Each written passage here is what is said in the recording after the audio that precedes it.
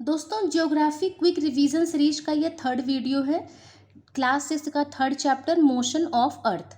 अर्थ का motion mainly two types का होता है, एक रोटेशन, एक रिवॉल्यूशन। रोटेशन वो होता है जो अर्थ अपनी एक्सिस पे करती है, और रिवॉल्यूशन वो होता है जो अर्थ सन के अराउंड रिवॉल्व करती है एक ऑर्बिट में।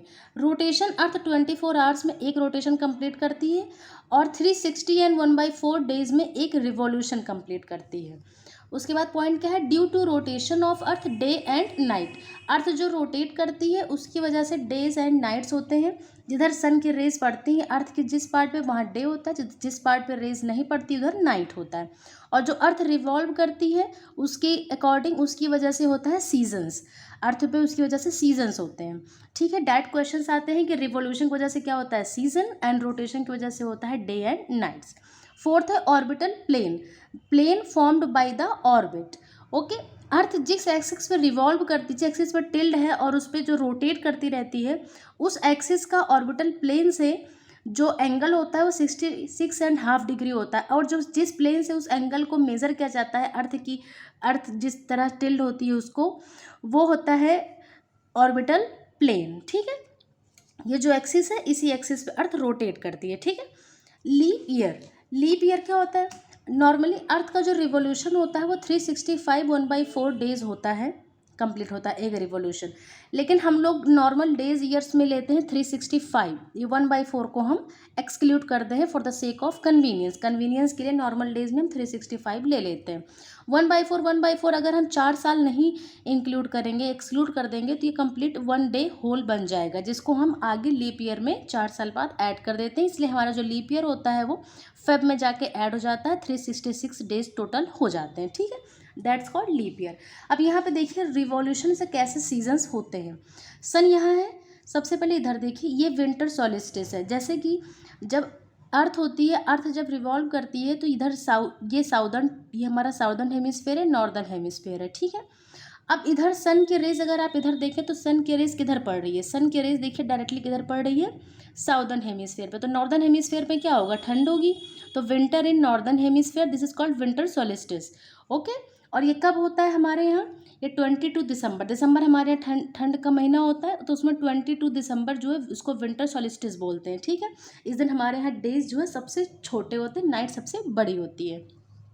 उसके बाद आता है इक्विनॉक्स, जस्ट आफ्टर 3 मंथ, ये 21 मार्च को होता है। इधर देखिए, इधर जो सन की रेज जाएंगी वो ना तो कम्प्लीटली नॉर्दर्न, पूरे नॉर्दर्न पे रहेंगे, ना तो पूरे साउदर्न पे, इक्वल रहते हैं। तो यहाँ पे क्या होता है, इक्विनॉक्स होता है 21 मार्च। यहाँ ये ऐसा डेज होता है जहाँ पे डे एंड नाइट दोनों इक्वल होते हैं। ये स्प्रिंग सीजन होता है, बसंत का मौसम। ठीक है, इसके बाद जस्ट 3 महीने बाद 21 जून आता है, उसको हम समर सॉलिस्टिस बोलते हैं। क्यों, क्योंकि इस पोजीशन में क्या होता है कि सन की रेज देखिए डायरेक्टली नॉर्दर्न हेमिस्फेयर पे पड़ रही है। ठीक है, अब साउदर्न पे नहीं पड़ रही है तो नॉर्दर्न में क्या होगा, हीट होगा। तो नॉर्दर्न में क्या होगा, समर हो जाएगा। तो हमारे यहाँ जून में समर होता है, हम लोग नॉर्दर्न हेमिस्फेयर में है इंडिया, तो इस जून में समर होता है, तो साउदर्न हेमिस्फेयर में क्या हो जाएगा, विंटर हो जाएगा। तो अगर हमारे यहाँ समर सॉलिस्टिस है तो उधर क्या हो जाएगा, विंटर सॉलिस्टिस हो जाएगा। उसके बाद 3 महीने बाद सितंबर मंथ आता है। सितंबर मंथ में फिर इक्विनॉक्स होता है। फिर हमारे जो सन की रेज हैं वो साउदर्न और नॉर्दर्न दोनों प्लेन पे इक्वल पड़ने लगती हैं। ठीक है, अब यहाँ पे क्या होता है कि साउदर्न हेमिस्फेयर में, नॉर्दर्न हेमिस्फीयर में 27 सितंबर का मंथ होता है, ये ऑटोमन होता है। ये भी महीना अगर आपने नोटिस किया होगा तो ना बहुत विंटर होता है और ना बहुत समर होता है।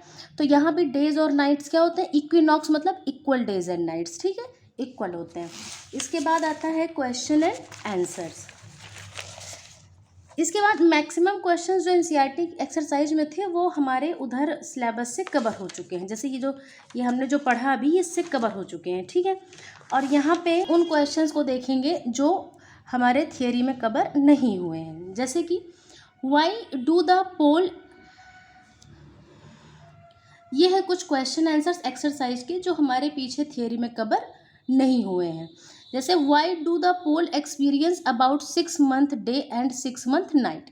क्यों होता है, क्योंकि हमारी जो अर्थ है वो झुकी हुई है due to angle of inclination. जैसे कि अभी आपने इधर देखा, यहाँ आप देखेंगे तो देखिए ये अर्थ की एक्सिस दिखा रहा है, देखिए टिल्ड है।